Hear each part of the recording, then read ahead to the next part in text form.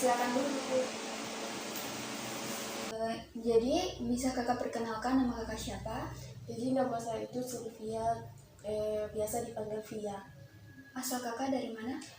Dari Kota Palu, di Jalan Hang Tuah. Kesininya naik apa kak? Naik motor.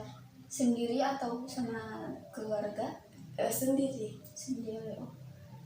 Kakak berapa bersaudara? Saya itu bersaudara 2 orang. Kakak anak keberapa? Anak kedua. Jadi kakak bungsu ya? Iya. Sebelumnya kakak sekolah apa? Saya SMA itu atau SMP? SMA. Baik, sebelum saya masuk dalam proses konseling, di sini saya akan menjelaskan sedikit tentang asas-asas yang ada dalam proses konseling. Jadi yang pertama itu asas kerahasiaan, di mana ketika Kak Via menceritakan permasalahan kakak atau rahasia kakak, saya sebagai konselor tidak akan memberitahu kepada siapapun. Yang kedua yaitu asas keterbukaan. Nah, di sini saya berharap kakak Via bisa terbuka terhadap permasalahan yang kakak hadapi, sehingga saya mampu memberikan saran atau solusi dari permasalahan kakak tersebut. Nah, yang ketiga yaitu asas kesukarelaan. Sebelumnya saya tanya, apakah kakak kesini ada paksaan atau tidak, ada atas kemauan sendiri? Jadi atas kemauan kakak sendiri. Yang terakhir itu yaitu asas kenormatifan. Nah, di sini saya berharap ketika saya berbicara, Kak Via tidak boleh memotong pembicaraan saya. Begitupun dengan sebaliknya. Begitu juga dengan Kak Via, saya tidak akan memotong pembicaraan Kak Via. Jadi sebelumnya bisa diceritakan masalah yang kakak hadapi sekarang ini? Jadi permasalahan yang saya alami sekarang itu, saya merasa kayak kecanduan dari gadget gitu, dari HP gitu. Jadi kakak kecanduan gadget. Aplikasi yang sering kakak pakai itu apa? Itu ada yang sering saya pakai itu ada 3. Yang pertama itu ada Instagram, WA, sama TikTok. Tapi yang lebih sering betul itu TikTok. TikTok. Jadi apa sih yang membuat kakak lebih suka bermain HP? Apa sih yang membuat kakak lebih suka bermain HP? Jadi kan di pagi sini saya hanya dibilang kos. Jadi di kos itu saya tidak punya banyak aktivitas lain. Jadi saya memilih untuk bermain HP gitu. Sebelumnya apakah kakak maksudnya tidak punya teman atau? Punya, cuma mereka juga kayak sibuk begitu. Apalagi kakak saya itu dia juga sibuk ke kampus gitu. Selain bermain HP, apakah kakak tidak punya kesibukan lain kayak selain itu punya juga. Biasa ketika ada tugas yang diberikan dari sekolah itu saya akan mengerjakan. Cuma saya berpikir kayak lebih banyak menghabiskan waktu saya itu di HP. Sebelumnya saya tanya dulu, apakah kakak tahu bahaya bermain gadget ini? Iya, saya tahu bahwa bermain HP itu dapat merusak, apalagi ketika HP itu digunakan pada hal-hal yang menurut saya itu tidak berguna gitu.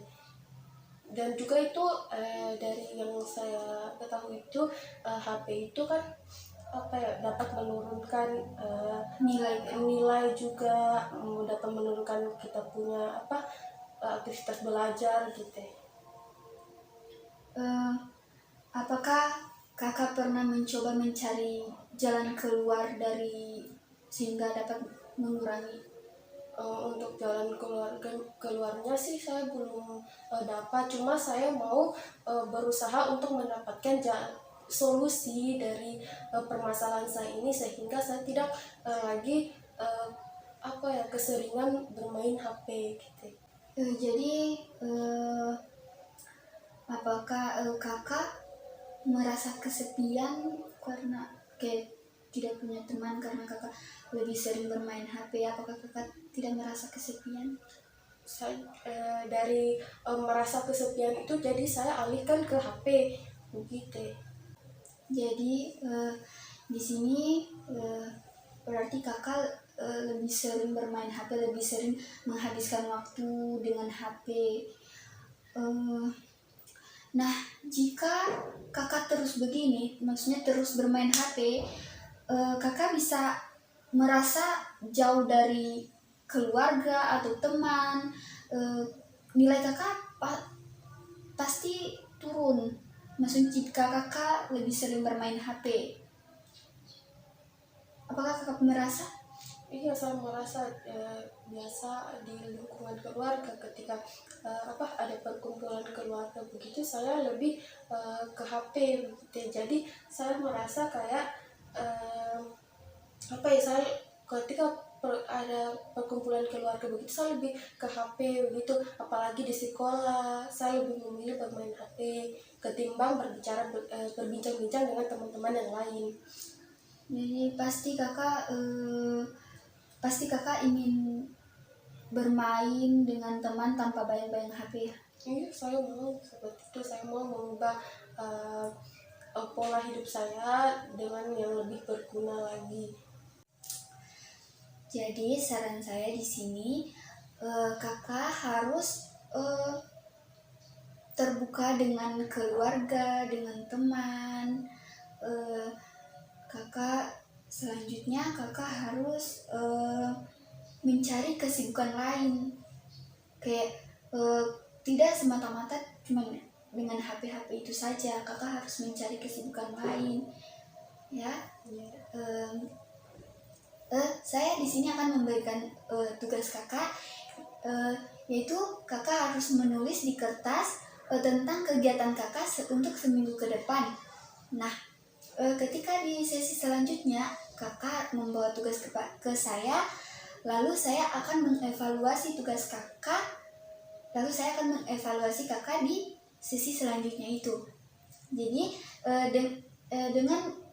saya berharap dengan saya memberi tugas kepada kakak ini, kakak bisa mencoba menikmati hidup kakak tanpa dibayang-bayang HP.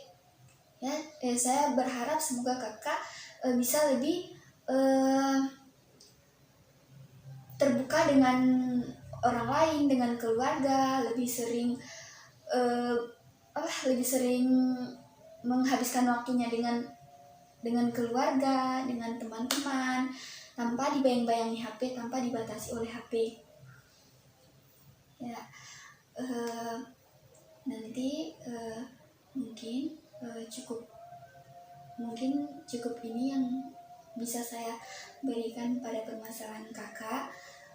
Nanti kita akan bertemu di sesi selanjutnya ya. Jangan lupa untuk tugas kakak itu ya. Iya. Sebelumnya terima kasih kak sudah datang ke sini. Saya juga kak berterima kasih atas saran dan solusi yang kakak berikan kepada saya. Itu cukup membantu bagi saya. Terima kasih.